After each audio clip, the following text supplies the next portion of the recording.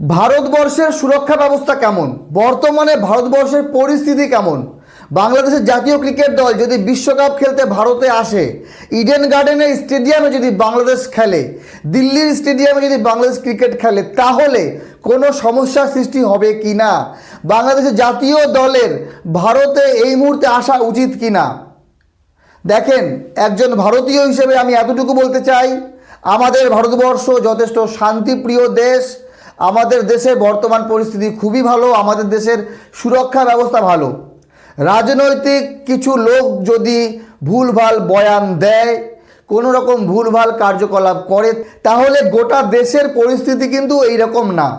দেখেন, আমরা মিডিয়ায় সব সময় যে কোনো ঘটনা একটু বাড়িয়ে চাড়িয়ে দেখি। মিডিয়াদেরকে আরও দায়িত্বশীল হওয়া উচিত। দুই দেশের, বাংলাদেশের মিডিয়া যেমন ভিডিও দেয়, যেমন নিউজ করে, মনে হয় ভারতবর্ষে মানুষের বাঁচতে পারবে না। ঠিক সেই রকমই আমরা ভারতে বসে ভারতবর্ষের মিডিয়া যখন দেখি, তখন মনে হয় কি বাংলাদেশ শেষ, বাংলাদেশে কিচ্ছু নেই। কিন্তু আদৌ যখন সামনাসামনি দুটি দেশের মানুষ সামনাসামনি এক জায়গায় হয়, তখন অন্যরকমই পরিস্থিতি। আমাদের পশ্চিমবঙ্গের একজন বাঙালি কন্টেন্ট ক্রিয়েটার এই মুহূর্তে বাংলাদেশে আছে। সে বিভিন্ন হোটেলে থাকছে, রাস্তায় ঘুরছে, বিভিন্ন খাবার খাচ্ছে, সে ব্লগ করছে। কই বাংলাদেশের কোনো একজন তো তাকে বাজে কথা বলেনি। যদি বলতো তাহলে সে ক্যামেরার মাধ্যমে বলতো। আবার বাংলাদেশেরও অনেক কন্টেন্ট ক্রিয়েটার ভারতে বর্তমানে আছে, অনেকে আসে যায়, কেউ কিন্তু খারাপ ঘটনার সম্মুখীন পড়েনি। আমাদের দেশে আমরা সোশ্যাল মিডিয়ায় বা রাজনৈতিক মহলে যতই বাজে কিছু হয়ে যায়, কিন্তু যখনই কোনো ক্রিকেট দল খেলতে আসে, এই ধরেন পাকিস্তান ক্রিকেট দল 2023-এ বিশ্বকাপ খেলতে এসেছিল। পাকিস্তানের ক্রিকেট দলকে এত পরিমাণে ভালোবাসা দিয়েছিল ভারতের মানুষজন, সেই এয়ারপোর্ট থেকে শুরু করে স্টেডিয়াম পর্যন্ত। পাকিস্তান এখনও সেই ভালোবাসা ভুলতে পারবে না তাদের প্লেয়াররা। তো বিক্ষিপ্ত ঘটনা প্রত্যেক দেশেই হয়। আমেরিকা থেকে শুরু করে রাশিয়া থেকে শুরু করে কোরিয়া থেকে চায়না, প্রত্যেক দেশে বিশৃঙ্খলা, রাজনৈতিক ঝামেলা, ছোটোখাটো ঘটনা ঘটবেই।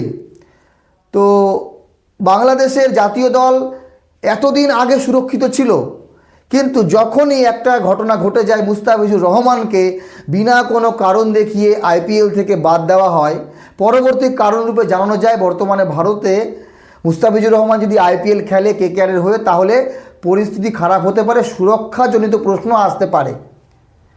তো এখানে তো প্রশ্ন উঠেই যায়, যখন একটা প্লেয়ারকে সুরক্ষা দিতে পারবে না, সেখানে গোটা বাংলাদেশ জাতীয় দল কি সুরক্ষা পাবে? এই প্রশ্নকে কেন্দ্র করে বাংলাদেশ এবং ভারতের বর্তমান পরিস্থিতি খুব খারাপ। ক্রিকেট কতটা সম্পর্ক ভালো করতে পারে চিন্তা করেন। যেই দিন অকশন হয় 16ই ডিসেম্বর, যখন মুস্তাফিজুর রহমানকে নিলামে তোলা হয়, তখন দিল্লি এবং কলকাতার ভেতরে নিলাম শুরু হয়ে যায়, কে মুস্তাফিজুর রহমানকে নেবে। তারপরে চলে আসে চেন্নাই সুপার কিংস, তারপরে দিল্লি সরে যায়, চেন্নাই এবং কলকাতা কারা নেবে? যার কাছে টাকা বেশি, যে টাকা বেশি খরচ করতে পারবে, সেই হিসেবেই কেকেআর 9 কোটি 20 লক্ষ দাম লাগায়। তখন বাংলাদেশের জনগণ, মিডিয়া প্রত্যেকে আনন্দ উচ্ছ্বাসিত যে আইপিএলে মুস্তাফিজুর রহমান খেলবে, তাও 9 কোটি 20 লক্ষ টাকা মতো ভ্যালু দেওয়া হচ্ছে। মুস্তাফিজুর রহমানকে নেওয়ার জন্য আইপিএলের দলগুলো কাড়াকাড়ি করছে, এইরকম একটা পরিস্থিতি। তারপরে সোশ্যাল মিডিয়ায় বাংলাদেশের জনগণ, ভারতবর্ষের জনগণের মধ্যে, ক্রিকেট প্রেমী মানুষদের মধ্যে কী ভালোবাসা বিনিময় হলো। তারপরে বাংলাদেশে একটি ঘটনা ঘটে যায়, যে এরকম ঘটনা বাংলাদেশে প্রচুর হচ্ছে, যে এরকম ঘটনা ভারতবর্ষে হচ্ছে, হতেই থাকে এরকম ঘটনা।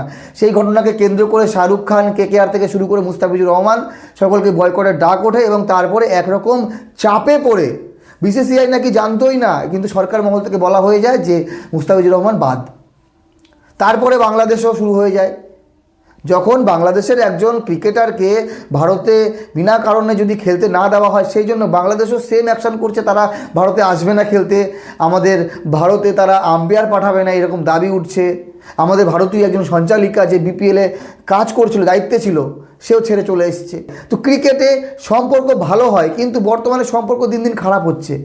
আজকে বিসিবি কর্মকর্তা, বাংলাদেশ সরকার, তারা মিটিং করবে, কারণ আইসিসি জানিয়ে দিয়েছে যে এই মুহূর্তে শিডিউল পরিবর্তন করা সম্ভব না। যদি বাংলাদেশ না আসে ভারতে, কোনো ব্যাপার না, কিন্তু ওয়াক ওভার হয়ে যায়, বাংলাদেশ বিশ্বকাপ থেকে ছিটকে যাবে। বাকি যদি বলেন যারা বিদেশি বা যারা অতিথি আমাদের ভারতবর্ষে আসছে, তাদেরকে আমরা ভগবান রূপে দেখি। তো কোনো পর্যটক, কোনো ক্রিকেটার, কোনো ক্রিকেট দল, কোনো দেশের মানুষ আমাদের দেশে এসে যদি কোনো রকম সমস্যার সম্মুখীন পড়ে তাহলে এটা কিন্তু আমাদের দেশের একটা বদনাম, তার সঙ্গে আমাদের দেশের নামও খারাপ হবে বিশ্বে। বাকি আমি এতটুকুই বলবো, যদি বাংলাদেশ ক্রিকেট দল আসে তাহলে অবশ্যই আসা উচিত।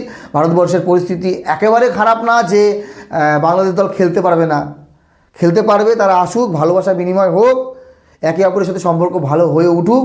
আর এই রকম রাজনৈতিক বয়ান সব দেশেই দেয়, বাংলাদেশেও রাজনৈতিক মহলে খুব বাজে বাজে কথা ভারতকে নিয়ে বলা হয়, ভারতের সেম পাল্টা জবাব দেওয়া হয়। তো এগুলো এই মহলেই থাকা উচিত, খেলাধুলোর সঙ্গে একে জড়ানো উচিত না, কিন্তু কোনো না কোনোভাবে এটা জড়িয়েই যায়। বাকি এখন সরকার বুঝবে, বিসিবি বুঝবে, বিসিসিআই বুঝবে বাংলাদেশ আসবে কি আসবে না। আমি তো চাই আসুক, খেলুক।